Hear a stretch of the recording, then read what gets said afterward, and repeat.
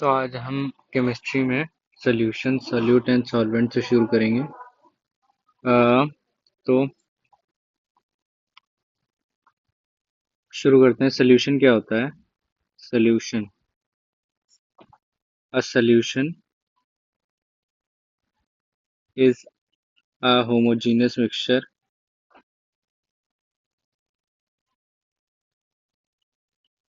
Of two or more substance. आपको ये जो मैं नोट्स बना रहा हूँ आप भी लिखते रहिए, इससे रिवीजन होता रहेगा। एक तो आपके नोट्स बन जाएंगे, ऊपर से आपका रिवीजन करने के लिए इजी भी रहेगा। तो सॉल्यूशन एक होमोजेनियस मिक्सचर है, homogeneous mixture of two or more substance का। ठीक। फिर the substance which is dissolved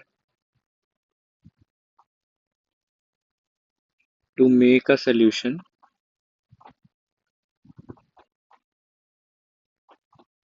is called solute। इसमें जो रेड कलर से अंडरलाइंड है उस वो इम्पोर्टेंट कीवर्ड है। ठीक है, डेफिनेशन को याद रखने का। A substance which is dissolved to make a solution is called solute। ठीक है, and the liquid in which solute is dissolved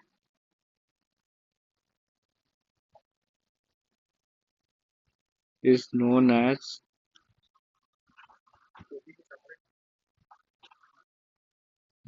a solute is dissolved is known as solvent।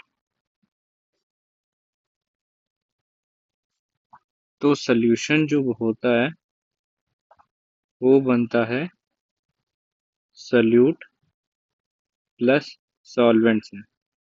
Example के लिए, सॉल्यूट है हमारा सॉल्ट और solvent है हमारा water. इन दोनों को मिला के ब्राइन सॉल्यूशन बनता है। ठीक, ये एक बेसिक एग्जाम्पल है, पेपर में पूछ लेते हैं कि ब्राइन सॉल्यूशन क्या होता है।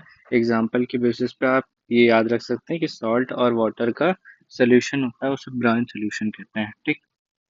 फिर ट्रू सॉल्यूशन क्या होता है?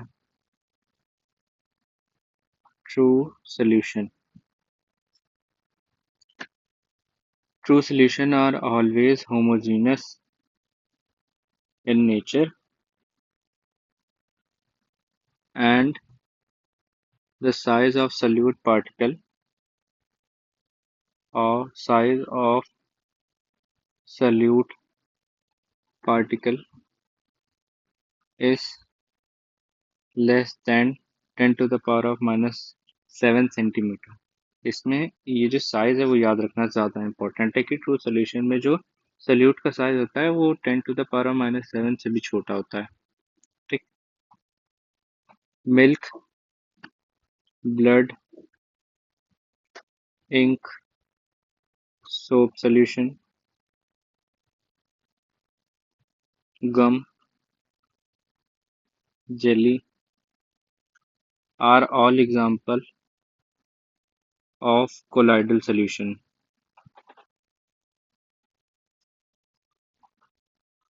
बहुत इंपॉर्टेंट एग्जाम्पल है, ये सब पूछ लेते हैं। जैसे पूछ लेंगे कि milk is an example of colloidal solution, दे देंगे है ट्रू सोल्यूशन दे देंगे, और सस्पेंशन दे देंगे। तो ये आपको बताना होगा कि मिल्क कैसा सोल्यूशन है, कोलाइडल सोल्यूशन है। ठीक है।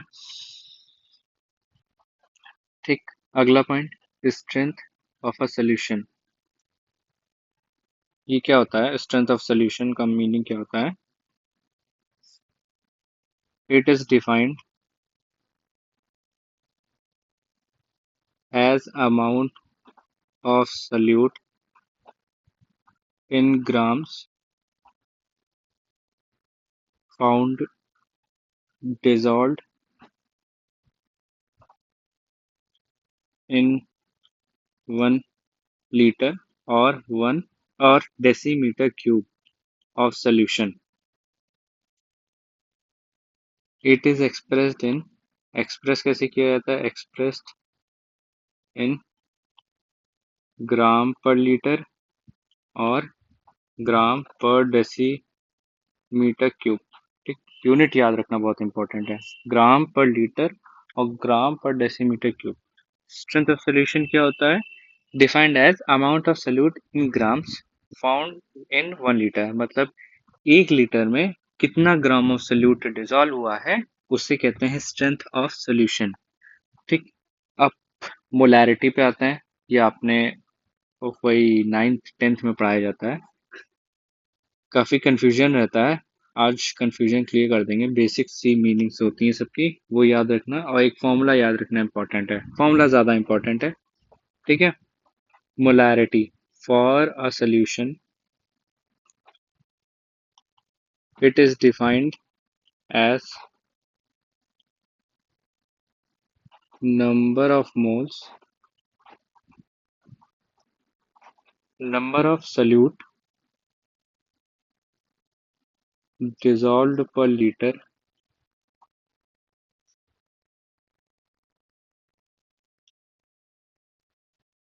of solution। ठीक, क्या होता है molarity for a solution, it is defined as number of moles solute. ठीक है, सोल्यूट के जो मोल्स है dissolve in per litre of solution, formula denoted by M. ठीक, अब यूनिट की बात करते हैं, एम इक्वल फॉर्मूले की बात करते हैं, number of solute upon volume of solution in litres. Formula याद रखना बहुत इंपॉर्टेंट है, फॉर्मूला से आपको डेफिनेशन याद हो सकती है। ठीक है, फॉर्मूला के ही बेसिस पे डेफिनेशन पूछ सकते हैं कि एक्सप्लेन व्हाट इज कॉल्ड कि ratio of number of solute to the volume of solution in litre, उसे मोलैरिटी कहते हैं, ये आपको बताना होगा। ठीक है, अब इसके कुछ और भी फॉर्मूले होते हैं कि ठीक है, उस उन्हें डिस्कस ना करें तो काम चल जाएगा। ठीक है, अब नॉर्मैलिटी की बात करते हैं, normality, normality for a solution,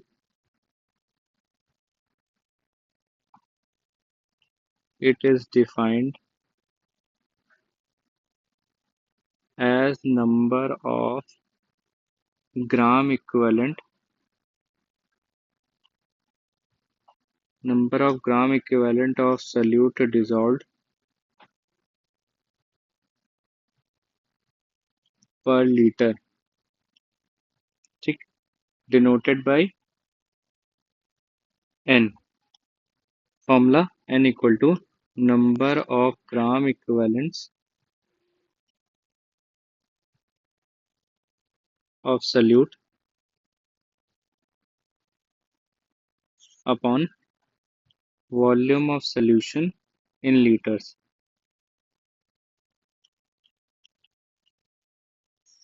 formula याद रखना इंपॉर्टेंट है क्योंकि डेफिनेशन के फॉर्म में भी पूछ सकते हैं, n equal to number of gram equivalents of solute upon volume of solution in litres. फॉर्मूले से ही डेफिनेशन बनती है। ठीक है, फॉर्मूला ही याद रखना इंपॉर्टेंट है, क्वेश्चन पूछ सकते हैं what is the ratio of number of gram equivalents of solute to the volume of solution in litre, तो क्या बताना होगा उसमें, नॉर्मेलिटी। मोलैरिटी क्या होता है, number of solute to the volume of solution in litre. नीचे तो सब सेम है, volume of solution in litre, ऊपर का याद रखना इंपॉर्टेंट है, number of solute molarity, number of gram equivalent normality. ठीक है, अब मोलैलिटी की बात करते हैं, मोलैलिटी ये क्या होता है, for a solution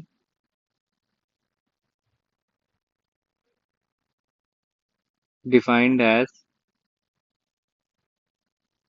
number of moles of solute dissolved in 1000 gram of solvent denoted by m. ठीक, अब formula m equal to strength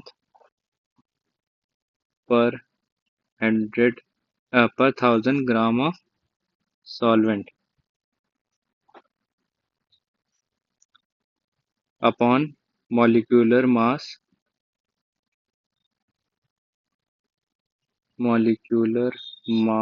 of solute। ठीक, अब इसको क्या क्या वो समझाते हैं कि एक सोल्यूशन के लिए it is defined as number of moles of solute dissolved in 1000 gram of solvent. जैसे ब्राइन सोल्यूशन की बात करते हैं कि 1000 ग्राम ऑफ सॉल्वेंट में मतलब 1000 ग्राम ऑफ वाटर में कितना number of mole solute dissolve हुआ। ठीक, इसे कहते हैं मोलैलिटी। ठीक, कैसे कैसे याद रखेंगे उन दोनों में मोलैरिटी और नॉर्मेलिटी में? तो अपॉन अपॉन में जो था नीचे तरफ वॉल्यूम ऑफ 1 लीटर था, 1 लीटर सोल्यूशन था। ठीक है, ऊपर क्या था? नंबर ऑफ सोल्यूट, वो था मोलैरिटी। ठीक है, ग्राम इक्विवेलेंट वाला नॉर्मेलिटी। मोलैलिटी में क्या होता है? Strength of 1000 gram of solvent upon molecular mass of solute. ठीक, अब एक और फॉर्मूला। ठीक है, normality equal to molarity into molecular mass upon equivalent mass. इस फॉर्मूले से भी लोग क्वेश्चन पूछ लेते हैं, ये भी याद रखना बहुत इंपॉर्टेंट है।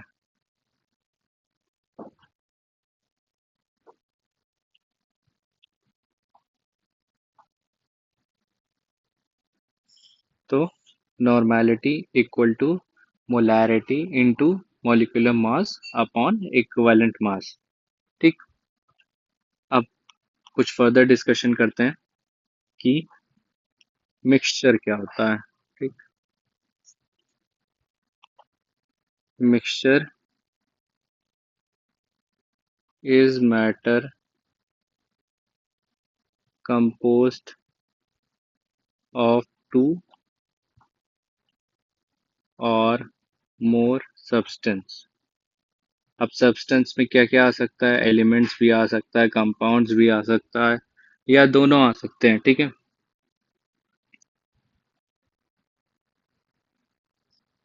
इन mixture is a matter composed of two or more substance in variable proportions in which each of its component in which its each of component still exhibit its own characteristic properties।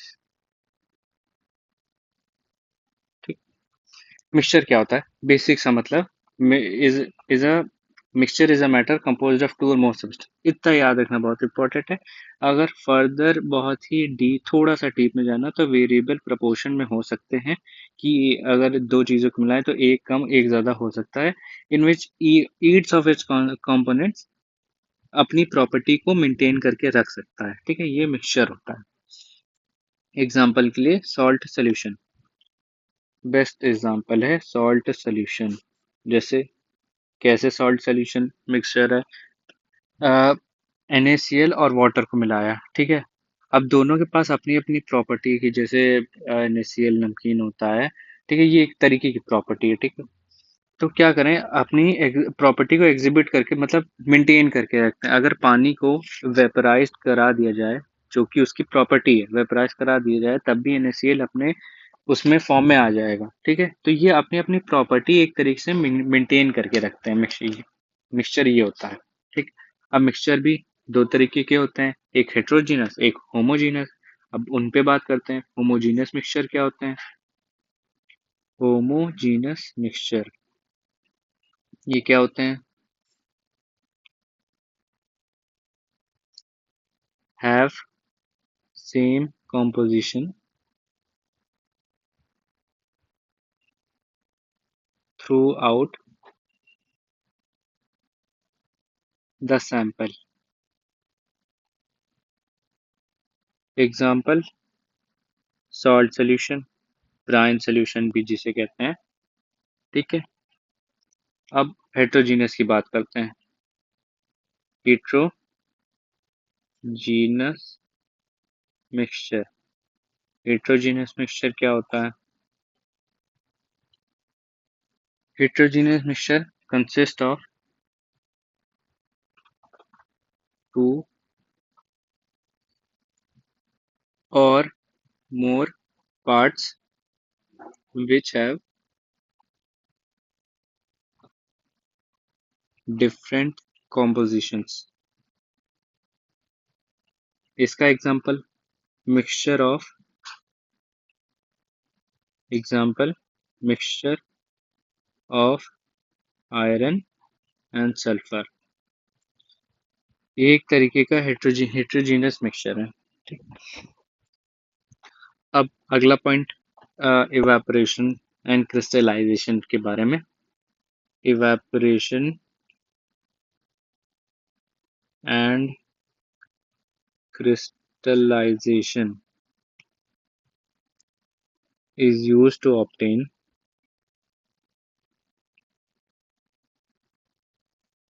salt from seawater। फिर fractional distillation is used to separate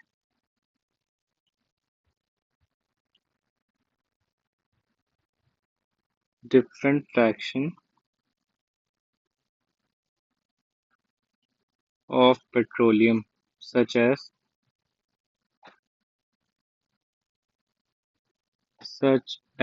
gasoline, diesel, kerosene, etc. from crude oil। ये सब जो छोटे छोटे point है blue colour में मैं लिख रहा हूँ, ये पॉइंट याद रखना बहुत इंपॉर्टेंट है। जैसे पूछ लेंगे ये सॉल्ट को सी वाटर से कैसे अलग करते हैं, through evaporation and crystallisation. Petrol को क्रूड ऑयल से कैसे एक्सट्रैक्ट करते हैं, थ्रू फ्रैक्शनल डिस्टिलेशन। ठीक है। अब centrifugation of milk used to separate cream, used to separate cream from raw milk।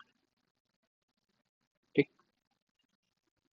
जो मलाई होती है, जैसे फॉर एग्जांपल, बेस्ट एग्जांपल मलाई भी छोड़िए, मक्खन जो होता है, मक्खन मलाई से कैसे निकाला जाता है, थ्रू सेंट्रीफ्यूगेशन प्रोसेस। बहुत याद रखना इंपॉर्टेंट है। सेंट्रीफ्यूगेशन हो गया, फ्रैक्शनल डिस्टिलेशन हो गया, इवेपोरेशन एंड क्रिस्टलाइजेशन हो गया। ठीक है। फिर सब्लिमेशन, सब्लिमेशन सब्लिमेशन सबको पता होगा सब्लिमेशन क्या होता है। To change a state of matter directly from solid to gas. इसका बेस्ट एग्जांपल है कैम्फर, जिसे कपूर बोलते हैं। ठीक है। क्या sublimation is done to separate substance such as camphor। ठीक। Best example camphor. ठीक। फिर filtration, filtration is used to separate insoluble substance, insoluble substance from mixture।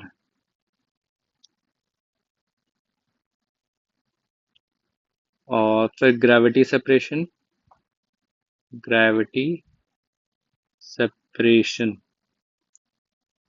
Using gravity separation जो होता है वो इमिसिबल लिक्विड्स को इमिसिबल इमिसिबल लिक्विड्स को used to separate immiscible liquids. Example के लिए वाटर प्लस ऑयल स्पेसिफिक जिसकी स्पेसिफिक ग्रेविटी बाहरी हल्की होगी वो नीचे बैठ जाएगा। ठीक है, जैसे वाटर और ऑयल को मिलाते हैं तो ऑयल नीचे नहीं गलत बता दिया। जैसे जिसकी स्पेसिफिक ग्रेविटी कम होगी वो ऊपर रह जाएगा। जैसे ऑयल और पानी को कभी मिलाते हैं तो मिलता नहीं है, ऑयल ऊपर ही रह जाता है, पानी नीचे रह जाता है। ठीक है, उसको ग्रेविटी सेपरेशन के थ्रू अलग करते हैं, फिल्ट्रेशन एंड ग्रेविटी सेपरेशन। ये भी दोनों चीज़ों को याद रखना बहुत ज़रूरी है। ठीक है, और एक आरओ होता है, रिवर्स ऑस्मोसिस, जो फिल्टर्स में होता है, reverse osmosis use to obtain portable water from marine water.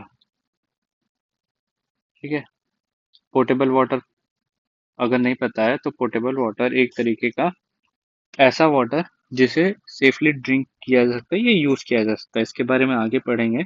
अभी के लिए इतनी डेफिनेशन बहुत ठीक है, इम्पोर्टेंट है जानने के लिए। बाकी आगे पढ़ेंगे, फर्दर डिस्कशन करेंगे तो देखा जाएगा।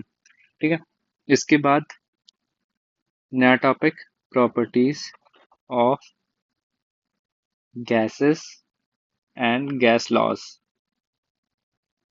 ठीक,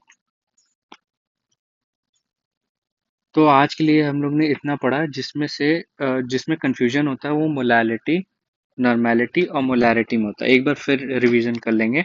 मोलारिटी क्या होता है, फॉर्मूले से याद करेंगे। फॉर्मूले से याद रखना बहुत इजीली है। ठीक है, मोलारिटी क्या होता है, अपॉन में 1000, 1 लीटर का सोल्यूशन अप और ऊपर तरफ क्या होगा, नंबर ऑफ सोल्यूट। ठीक, मोल्स ऑफ सोल्यूट या नंबर ऑफ सोल्यूट। और फिर नॉर्मेलिटी, नॉर्मेलिटी क्या होता है, अपॉन 1 लीटर में वॉल्यूम सोल्यूशन का। ठीक है, और ऊपर तरफ ग्राम इक्विवेलेंट। फिर मोलालिटी की बात करेंगे, इस strength of 1000 gram of solvent upon molecular mass of solute. एक फॉर्मूला और, normality equal to molarity into molecular mass upon equivalent mass. ठीक है, ये इतना हुआ। ठीक है, इतना आप आज के लिए रखिए, बाकी कल पढ़ते हैं। ठीक है।